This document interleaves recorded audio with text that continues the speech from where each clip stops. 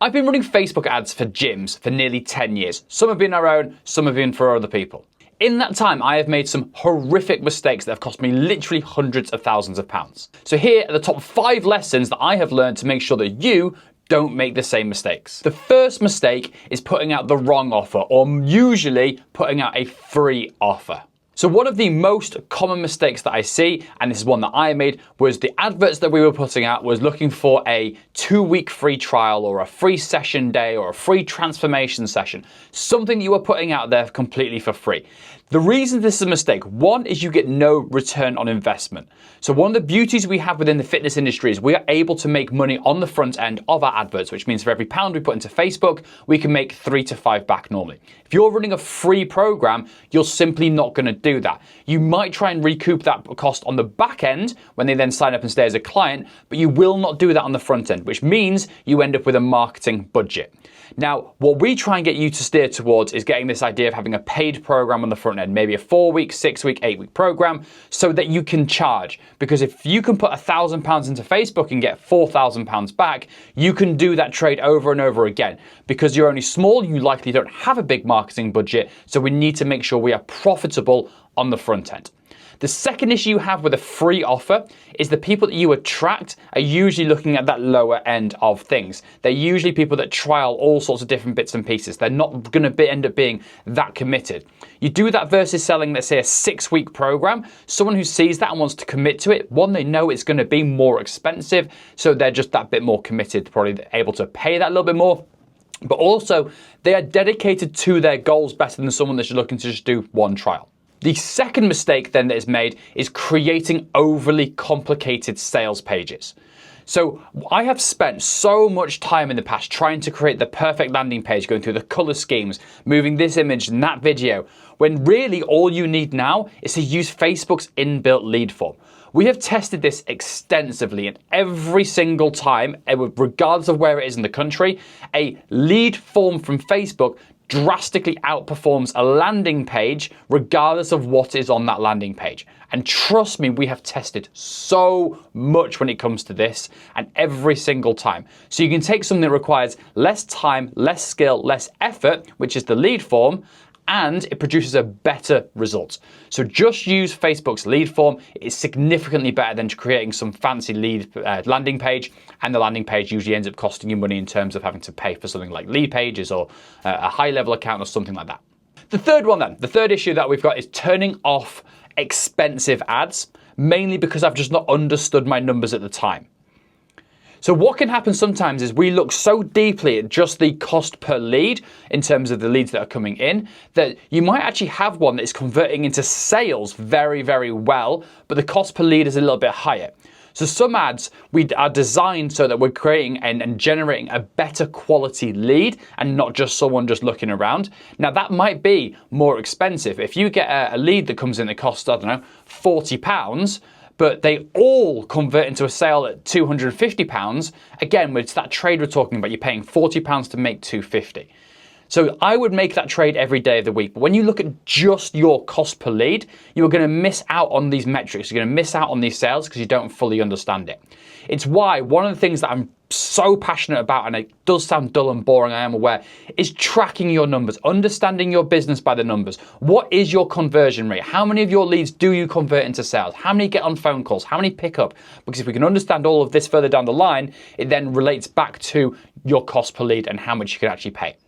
Now, I've done sort of bits on this before, but where we are in the country is very, very expensive for leads. We're probably the most expensive area in the country in terms of how much we pay for leads. But what that means is nobody competes with us. Every single person I ever see try and run Facebook ads in our area, they always stop after a month and then never return because they're not willing to pay the cost per lead that we're willing to pay simply because they don't understand their numbers. So even though, yes, we are paying a lot for our leads, we are still massively profitable on the front end, which is why we have done it every single month for, I think, 8.5 years now we've been doing this, and we are still running it.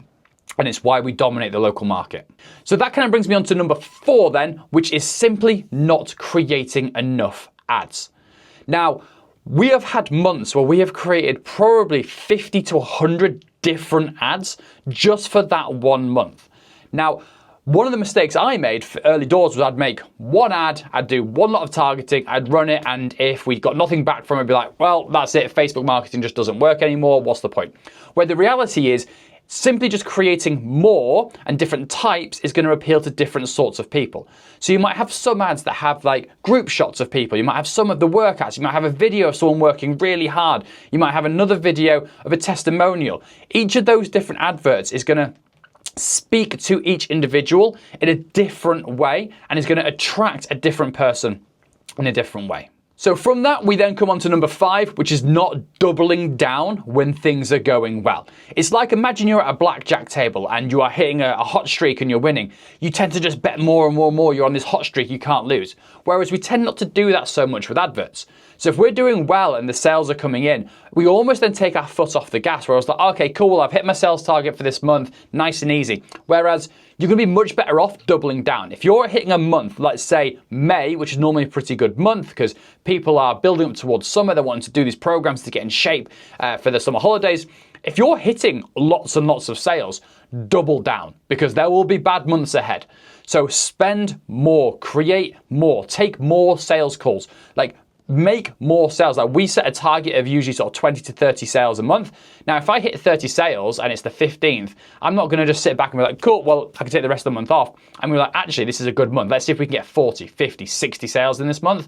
And then when we get a bad month, it all equals out further down the line. And I'm actually going to throw a bonus point in here. So number 6, that's sort of a bonus point, is forgetting that Facebook is a different type of marketing. So what I mean by that is it's interruption marketing. People are not looking for your services. So when they come across an advert, if it piques their interest and they fill in a form, contact them unbelievably quickly. Because there is a very strong chance they're just sat on the toilet scrolling through their phone, they see something, they're like, oh, that looks interesting, fill the form in, and then they go back to their day-to-day life. They will forget they filled that form and they will forget your company name, they'll forget who you are. So when you do get a lead come in, please, for the love of God, contact them within 5 minutes. Whether you've got an automation, whether you do it manually, where you have a member of staff, it has got to be super, super quick. If you leave them to wait for 12 hours before you contact them and you give them a call, they're going to be like, who are you? Why are you contacting me? Where did you get my number from? Please delete this. And then they'll just have a bad taste in their mouth. Whereas if they fill a form in and 5 minutes later you give them a call and be like, hey, it's Sam here from Atlas, they'll be like, oh, wonderful, I'll just fill that form in, have that chat, and they're in that zone as to what they then want to do, and you can then progress it. So bonus one then is when you are getting the leads in, you are doing well, make sure that you are contacting them as soon as possible. So those are my 5/6 main lessons that I have learned over the last nearly decade of running adverts on Facebook. There will be another advert up here, or up here, or up here. I always forget which side it is, to help you further within your marketing. Click that link, and I'm sure you'll enjoy that video as well.